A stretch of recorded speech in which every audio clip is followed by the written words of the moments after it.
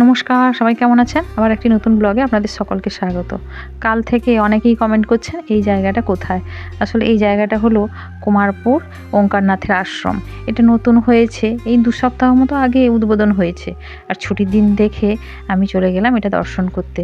এটা হচ্ছে youth guild যে দুর্গাপুজো হয় তার সাইড দিয়ে গেলে এই বিশাল আশ্রমটা দেখা যাবে।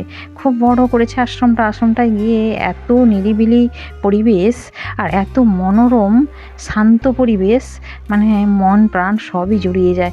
এখানে থাকতেই মনে হচ্ছে থেকে যেতেই ইচ্ছে করছিল। এত সুন্দর জায়গা, এত সুন্দর চকচকে একেবারে মার্বেল দিয়ে পুরো মন্দিরটাকে ঘেরা। চারপাশটা বেশ খোলামেলা পরিবেশ। এটা হচ্ছে সিঁড়ি, অনেকগুলোই ধাপ, কিন্তু ধাপগুলো এত ছোট ছোট, মানে যে কেউ বয়স্ক মানুষও এখানে উঠতে পারবে, কোনো অসুবিধা হবে না। আর ভেতরে দেখুন ঠাকুরকে দর্শন করাই। এখানে রাধাকৃষ্ণের মূর্তি আছে, আর কৃষ্ণের মূর্তিটা মনে হচ্ছে কষ্টি পাথরের, এত সুন্দর চকচক করছে। পাশে আরও অনেকগুলো মূর্তি রয়েছে, ওই মূর্তিগুলো খুব উজ্জ্বল এবং চকচক করছে একেবারে। আর নতুন হয়েছে তো, চারিদিক একেবারে পরিষ্কার পরিচ্ছন্ন। আর ওই সাইডে এতগুলো মূর্তি মনে হচ্ছে রাধিকার সখীরাই হবে। আর ওঙ্কারনাথ বসে আছেন। আর এই ওঙ্কারনাথের আশ্রমটা যখন প্রতিষ্ঠিত হয়েছিল তখন অনেক লোক খাইয়েছিল এখানে, খুব ভালো করে প্রতিষ্ঠিত হয়েছিল, বেশ যজ্ঞ করে। কিন্তু আমি সেই মুহূর্তে আসতে পারিনি ব্যস্ততার কারণে। তবে আজ টিউশনটা ফাঁকা ছিল, তাই সময় করে একটু চলে এসেছি আশ্রমটা দর্শন করতে। আশ্রমটা দর্শন করে যে এত ভালো লাগবে তো ভাবতে পারিনি। ঠাকুরের মূর্তিগুলো আরও ভালো করে একটু দেখাচ্ছি, দেখে নিন।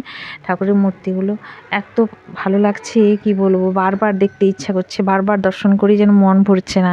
আর চারদিকটা ঘুরে দেখছি, এত ভালো লাগছে, মানে কি বলবো। আর শুধু এই মন্দিরে নয়, আর সামনে দেখুন, সামনে আরও একটা মন্দির আছে, ওই যে দূরে দেখা যাচ্ছে। আর এই যে চালাটা আছে, এখানেই যজ্ঞ হয়েছিল মনে হচ্ছে। এই তো সদ্য, মানে কি ২ সপ্তাহখানেক আগে উদ্বোধন হয়েছে এই আশ্রমটা। এই আশ্রমটা কতদিন থেকে পরিকল্পনা করে বানানো হচ্ছিল কে জানে। মানে আর একটু ভেতরের দিকে তো কুমারপুর গ্রাম, আমার এদিকে কোনো দিন আসা হয়নি, আমি এর আগে আশ্রমটা দর্শন করিনি। তাই ঠাকুরগুলো আপনাদের বারবার দেখাচ্ছি, একটু ভালো করে দেখুন। মানে কী পাথর আমি বুঝতে পারছি না, তবে ঠাকুরের মূর্তিগুলো খুব সুন্দর লাগছিল। আর বাইরেটা দেখুন, সন্ধ্যাও হয়ে এসছে, এবার ফিরে যেতে হবে। সন্ধে হয়ে এসছে বলে বাবাজিও চলে এসছেন সন্ধ্যার মনে হয় নিত্য কাজ করার জন্য। আরও অনেক দর্শনার্থী ছিল, এখন সন্ধ্যা হয়ে আসছে বলে ধীরে ধীরে কমে এসছে। আর এখানে একটা ভোলে বাবার মন্দির, আর এইটা হচ্ছে আশ্রমে গুরুদেবরা থাকেন। আর এটা হচ্ছে পুরো আশ্রমের মন্দির। আর কত বড় মন্দির, এত সুন্দর লাগছে।